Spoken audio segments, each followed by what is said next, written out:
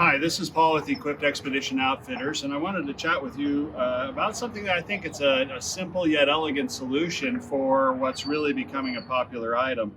The Starlink satellite internet system just released that you can go mobile with it, which is such a great boon for the folks that are out traveling the world and exploring new spaces and still want to be connected to the world.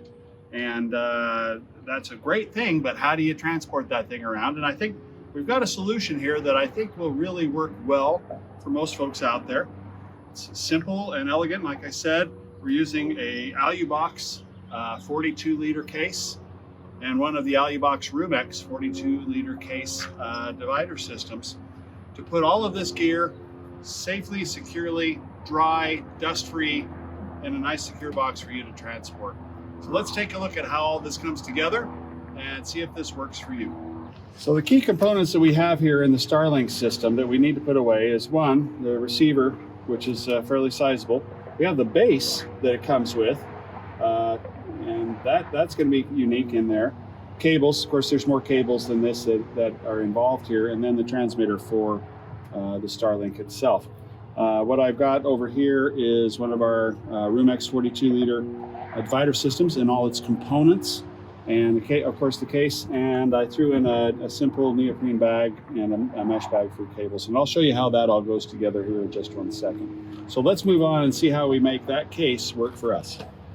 So first, what I'd like to do is show you the pieces out of the Rumex system that we're going to use to build our storage box here. These are the items that come with the Rumex set. There is a floor panel that you can either put down with adhesive, peel and stick, or leave it alone. I typically leave it alone. There is a top panel that goes in the lid right here. And you can either put that in the lid, or what I've chosen to do is to get one of our extra egg crate foam lid panels and put that in up here at the top as well. And that will give more cushioning as the top is closed to hold things in place. There are two panels that are the perimeter that we're going to be using, and one of 4 pieces that come for cutting up and dividing into that system. We're not going to do any cutting here at all, which makes it really easy. And out of the package of pins that we have to hold it all together, we're only going to be using 2 of those pins. So for my system, what I'm going to do is first put the floor down inside the case. This is really good padding, very dense. It's going to hold it nice and secure. And because I have this piece extra, I'm going to lay it right on top inside here for added protection on the receiver base. Put those items in here. We'll wait on this a minute. Okay, so now these divider systems, if you look at these divider systems, they've already been pre-cut to fit in the corners. And so we're going to have 1 2 quarters here and another piece 2 corners on the other direction. And that way, well, I guess it would be this way. The corners will connect. We'll show you how to do that. So I take that piece, slide it right here inside the case down in the base. Take the other one, the opposite direction. The edges match up together and the corners.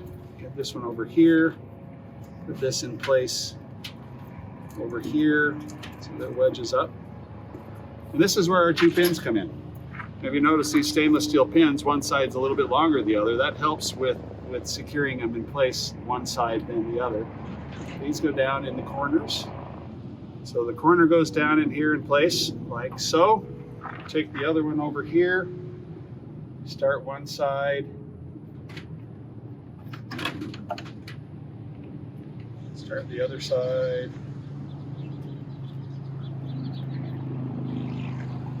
Such. Go down in there and secure the corners. Okay, so now our perimeter is in place, and that makes it nice and easy. I'll take this little piece here, slide it right there. Okay, so that gets our perimeter in place there. This is now going to install right up in this location here. Let me show you how you do that. So you can see that I put that piece in there, and it goes around each one of the riveted down straps that help with holding the case lid in place when you're there. So our goal is to put this in place so that it's not inhibiting the straps, but also we don't want it to be too close to the edge where the seal on the case closes on the lid and goes in place there. So you can eye it up or you can measure out the corners. I show you that in our other video, how to do that. But what I'm going to do here is I'm just going to eye it up a little bit. We're going to set it in place, best place I can see. What we're going to do is we're going to fold the adhesive back from the corner, if I can get it here. So we're going to peel this back here, get it out of the way a little bit, fold it, sneak that under here, and again center it out as best as we want to. So let's see how this goes. Right here, about where I want it to be, as so. Lower that in place, raise up the back, lay this down in place, like so, and that's about it. Okay, so now, put this away, turn it around, and you'll see that now that case lid goes down secure, not a problem, and gives us protection on the upside here. Okay, next spot. How do we put all of that stuff in here? Let's get all those pieces together and I'll show you exactly how that goes. All right, so for good measure, let's go over the components we have again. We've got the receiver component, we have the base, we have the transmitter, and we have a cable set. Now, all of these items we're going to try to fit in this box safe and secure. I'm going to zoom in a little bit so we can get a better idea how all these things go in, and we'll take a look at that. Okay, here we go. So you can see that we have our perimeter in place, our two pieces of perimeter, one here, one here. We have our floor down in there, all in good. I'm adding this just for fun because I have it. We put that right down here in the middle. Of course, we have our egg crate on top. So let's see how all of these pieces fit in here.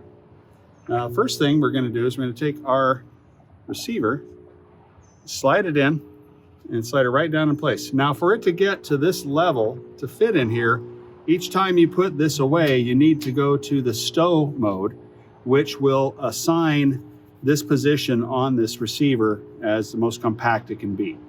So now that fits down in the base there, nice and well, quite honestly.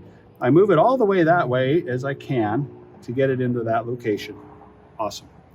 The next thing that we do is we take our base here, and it's so tight that what we have to do on this side is take this side of the wall set and raise it up just a bit. This guy goes in here, goes down underneath the wall set, and if you look over in these two corners, it's very tight. You can see that the clearances here are incredibly tight.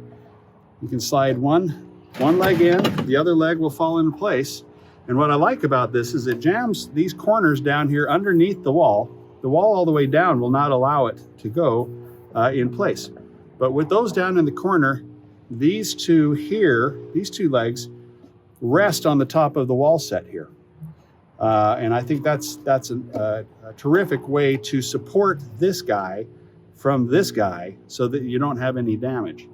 And I really like that solution. The next thing I'm going to do here is take one of our dividers, and these are pre-cut dividers on the short side, and I'm going to take that, I'm going to run it down in here, and I'm going to raise the back legs up just ever so slightly to wedge that in position. Okay, now that gives clearance and padding between the receiver and the legs so that we're not damaging the back of the receiver at all in that position. Okay, so now that's in tight, this is in tight. Next, what I've done is I went and got a simple neoprene iPad holder, and this item goes right in there.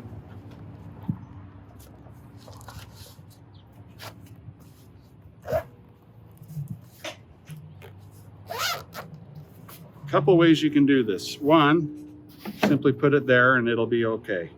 The other thing that I found is that you can take this and you can lift this up and put this item down underneath in this location here, which gives it even more security and less ability to damage itself. Let's show you that. So I'm gonna try to back this out, remove my little pad there, bring the legs out. There we go. I'm gonna raise this up, so slide this under, put it all right back down in place. Okay, now the legs go back in place. These go in, and voila. Your transmitter is safe and secure underneath that post. It's out of the way of the legs. We raise this back up here, slide that in position, and that holds that in place. Now the next item is our cable set, and I just have the short power cable here, but there are other cables that come with it. I got a simple mesh bag, and you can use anything you want to hold all these things. That's perfectly fine, whatever, even another neoprene bag or what have you. But I have this little mesh bag. This holds the cable in place. And as you see down in here, there is plenty of room in here for all sorts of other cables. If you got extension cords or a longer cable or the other cables necessary for the Starlink, all of that fits in there nice and secure. And you put the lid down and you're good to go. It makes it very nice. This comes down and just lightly touches here, so it holds it down in place. The legs on the bottom are secure. The legs up here are above, so it's suspended in there very well. This guy is not going anywhere. It's nice and snug, and you've got plenty of extra storage room for your other cabling necessities. I think this is a wonderful solution for putting away a Starlink to transport anywhere on the planet you want to go. It's watertight, it's dust tight, it's going to keep it nice and clean, it's going to keep it secure. It's an investment that's important to you, and I really do think that this makes an elegant, simple solution for your Starlink system. I appreciate your time. This is Paul with Equipped Expedition Outfitters. If you have any questions, please reach out to us. Thanks for your time.